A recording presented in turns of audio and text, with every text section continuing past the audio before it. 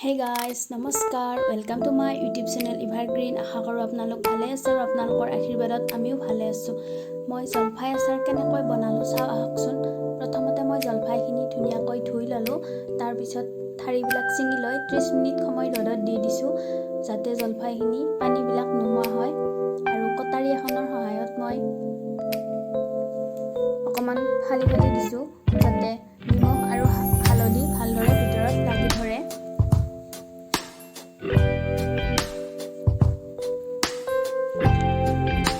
আৰু এইখিনি মই লৰাই দিছোঁ, যাতে ভিতৰলৈও গুচি যায়।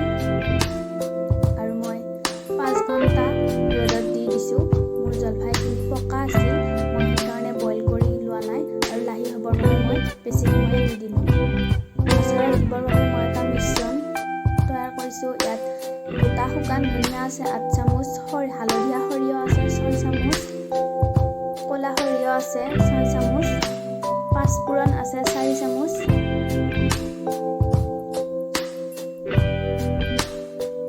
আৰু মিঠা মছলা আছে 4 চামুচ। মই মিঠা মছলা ভাল লাগে আচাৰত মোৰ, সেইকাৰণে দিছোঁ। যদি আপোনালোকে বেয়া পায় নিদিলেও হ'ব।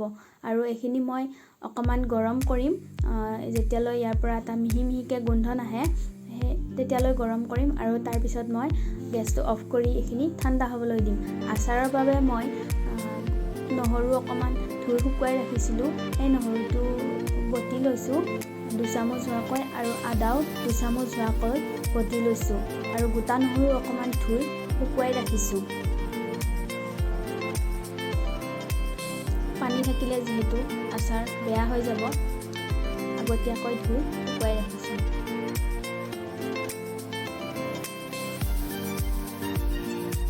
আৰু মই মছলাৰ মিশ্ৰণটো ঠাণ্ডা হোৱাৰ পিছত টুকুৰা টুকুৰ হোৱাকৈ ভাঙি ৰাখিছোঁ। মিহি কৰা নাই, মিহি কৰিলে আচাৰত ভাল নালাগে। মই কেৰাহীখন বহাই দিছোঁ আৰু গৰম হোৱাৰ পিছত সৰিয়হৰ তেল দি দিছোঁ। মই নহৰু বটা আৰু আদা বটা দি দিছোঁ, গোটা নহৰু দি দিছোঁ, আৰু জলফাইখিনি দি দিছোঁ।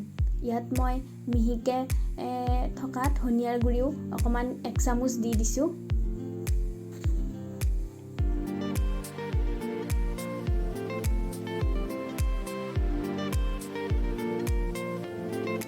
জলফাইখিনি মই লৰাই দিছোঁ, যাতে চাৰিওফালে সমানে সিজি যায়।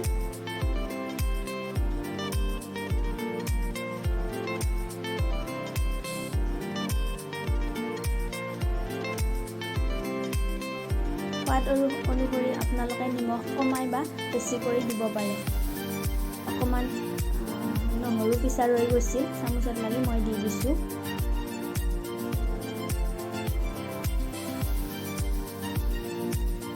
আৰু গোটা নহৰু মই শুকুৱাই ৰাখিছিলোঁ ধুই, সেইখিনিও দি দিছোঁ।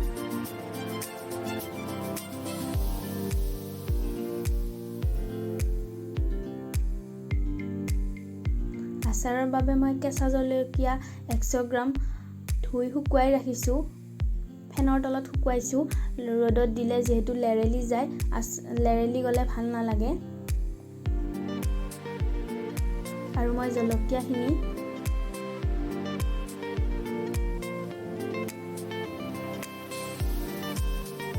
কটাৰী এখনেৰে অকণমান ফালি দিছোঁ,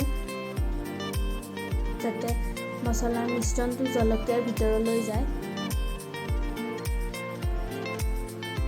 মই নিমখ অকণমান এড কৰিছিলোঁ আকৌ, আগতে যিহেতু মই নিমখ কমকৈ দিয়া আছিল।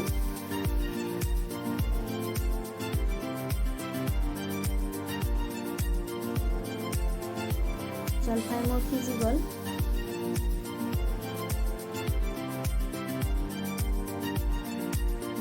এতিয়া মই মিশ্ৰণটো আৰু জলকীয়া দি দিম আৰু গেছটো অফ কৰিম। দিয়াৰ পিছত 1 মিনিট সময় লাৰি অফ কৰি দিম।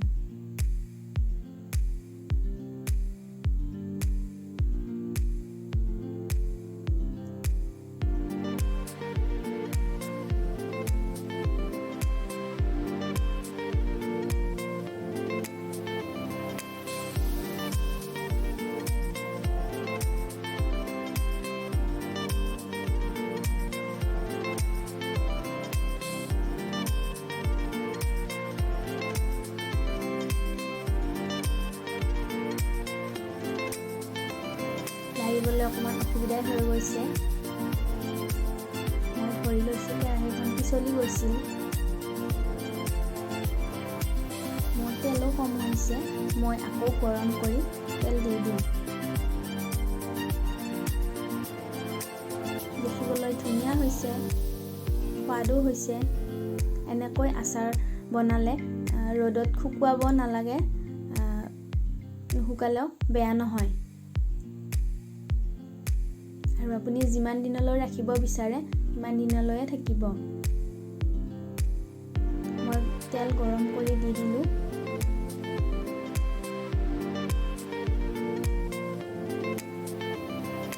আৰু ঠাণ্ডা হ'বৰ বাবে এৰি দিছোঁ মই।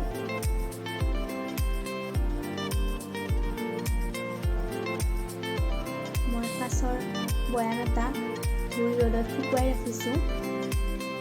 আৰু তাতে মই জলপাইখিনি ঠাণ্ডা হোৱাৰ পিছত ভৰাই থ'ম। প্লাষ্টিকৰ বৈয়ামতো থ'ব পাৰে, পানী থাকিব নালাগে, ভালদৰে শুকুৱাই ল'ব লাগে। এয়া মোৰ হৈ গ'ল আচাৰ ৰেডি।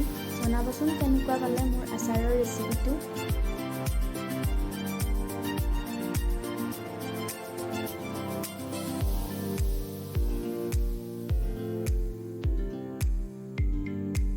দেখিবলৈ ধুনীয়া হৈছে।